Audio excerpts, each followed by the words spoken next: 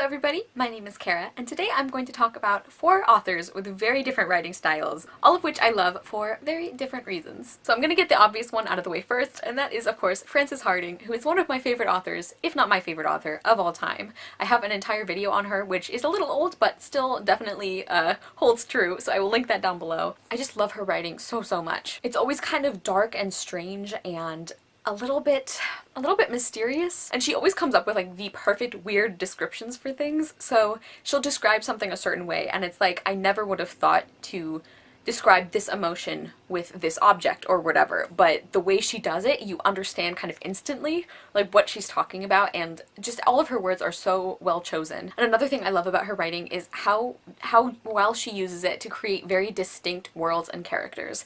I feel like she's an author who you could ask her any question about the world in one of her books and she would be able to answer you. And I think that's a mark of really great world building, because it feels like there is so much more going on, and you're getting a great chunk of it with the story, but you just know that that life is kind of going on in the background as you read the book. And actually, for each of these that I talk about, I'm going to read a very short selection from the book, and I will tell you the page number and everything, and please don't come after me, copyright police. I'm not making any money from this at all. So this selection is from page 31 of Gulfstreak Island, and it kind of gives you a sense of the racial and ethnic tensions between different groups of people on this island that have been going on for hundreds of years. And this group of people are talking about our main character, Hathin, who is one of the indigenous population on this island. "Better hide before she catch you." There was a shout of laughter at the idea of the little lace girl kidnapping the burly towner and taking him away to sacrifice.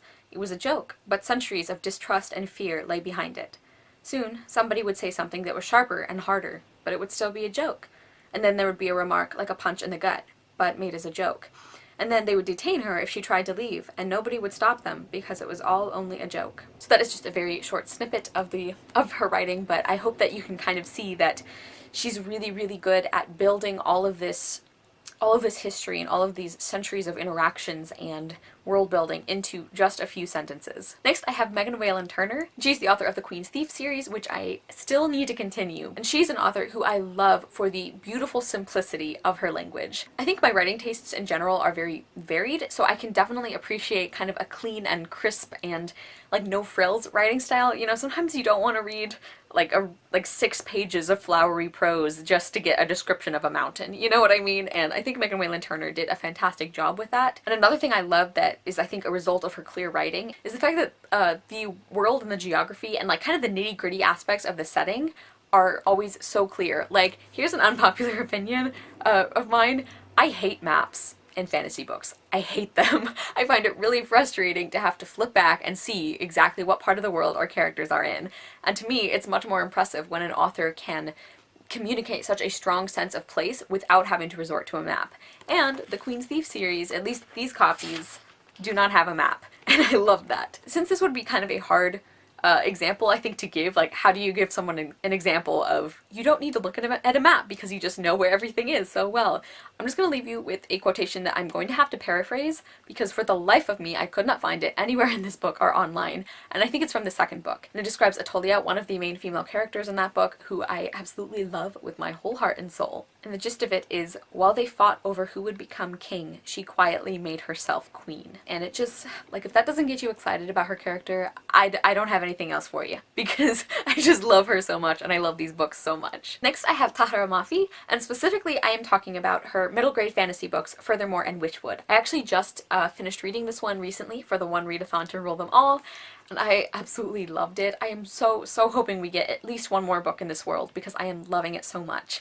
I think Tahara Mafi's writing style is definitely on the more flowery side of my preferences. It's very whimsical and strange and magical, and I think that it's really well suited to the kinds of stories that she tells in these books. Like, I didn't like it so much in the dystopian-esque kind of Shatter Me books, but I think it really works for these. I'm really sorry about the weird lighting change. We're having some weather issues, so please ignore it if you can. Anyway, so Tahara Mafi has this really gorgeous and poetic writing style, and I think there's a lot of things that she really excels at describing, like food for one thing, and also the setting.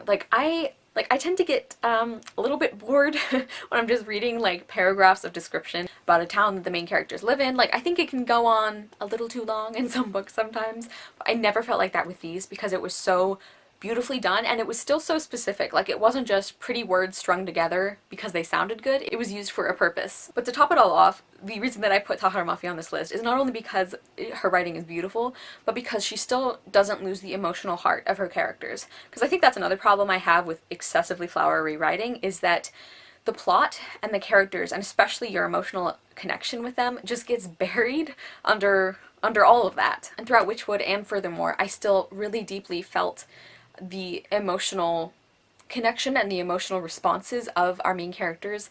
Like, I remember some passages from Furthermore where it's talking about loneliness and how Alice had grown up, that just, like, even thinking about them now just, like, really, really affect me. And the beauty that they were told in didn't detract from the emotional weight of it. So as an example, I'm going to read you a short section on page 258 of Witchwood, and Layli, our main character, is talking about her father, and we know right from the beginning of the book that the relationship is not really where it should be. Layli had been at home, quietly surviving and hardly alive all these years he'd been gone, and her father had never returned. She did not seem to be enough. She knew now that Baba would never love her as much as he loved her mother, and she felt the pain of this realization torch a path down her throat, unshed tears singeing the whites of her eyes.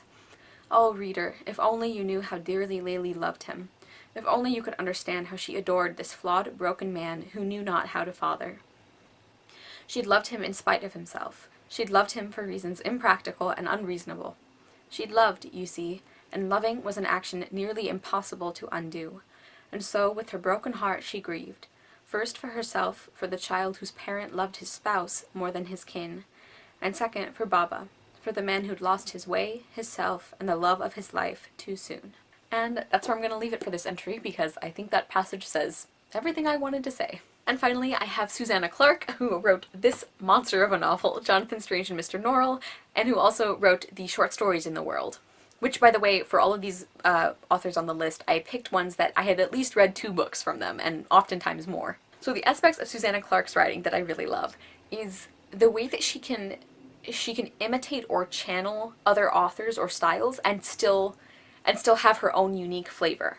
Like, you can read this book and, because I kind of describe it sometimes as like Jane Austen but with magic, and it kind of is, but it's like I read this book and I don't feel like she's trying to be Jane Austen. It's like I can recognize the parallels and still appreciate what Susanna Clarke writes that's just her own. You know, it can feel like you're reading an Austen novel. It can feel like you're reading an old fairy tale, like a really dark kind of folk tale. You can see resemblances to all of these very different styles, but they're pulled together so cohesively and uniquely that I just really, really adore her writing, and I'm having a hard time describing it a little bit. So I'm just going to read you a very short section from page 3 of my copy. And although there's not a lot of like flashy descriptions or hilarious one-liners, like the dry wit and the style and everything about this opening passage really made me think as soon as I started reading this book, like, oh yeah, I'm gonna enjoy this. Some years ago, there was in the city of York a society of magicians. They met upon the 3rd Wednesday of every month and read each other long, dull papers upon the history of English magic. They were gentlemen magicians, which is to say they had never harmed anyone by magic, nor ever done anyone the slightest good. In fact, to own the truth, not one of these magicians had ever cast the smallest spell, nor by magic caused one leaf to tremble upon a tree, made one mote of dust to alter its course, or changed a single hair upon anyone's head. But, with this one minor reservation, they enjoyed a reputation as some of the wisest and most magical gentlemen in Yorkshire. So hopefully I picked a section that really gives you some insight as to whether or not you would enjoy this book. I do recommend it relatively often on this channel because it's such a monster, but I just flew through this because I found it so compelling, and just like magical, like historical fantasy is just one of my absolute favorite genre mashups. Okay everybody, so those are 4 very different writing styles that I love. Obviously, all of these authors have very distinct kind of personalities to their writing, or aspects that I really, really love about them, and I think it's really cool that we can have so many different ways of having a favorite book or a favorite author, or just one that really speaks to us in one way or another. So please let me know what you guys think of any of these books or authors, if you have read them or if you're planning to pick them up, and let me know if you'd like to see something like this again. I definitely have a few other authors I think I could talk about. Thank you guys so much for watching. I will see you soon with another video, and I hope you love the next book you read. Bye!